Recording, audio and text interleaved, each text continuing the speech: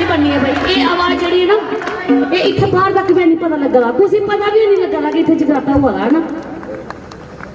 थोड़ी आवाज कड्डो भाई देखो कितनी यूनिटी है तुंदे विच है ना सारे ने थोड़ी थोड़ी आवाज भी कट गई ना कटर तक पुज जानी है। बोलिए साचे दरबार की ओ मेरी मां दे लंबे बाल परांदा लम्मा लायो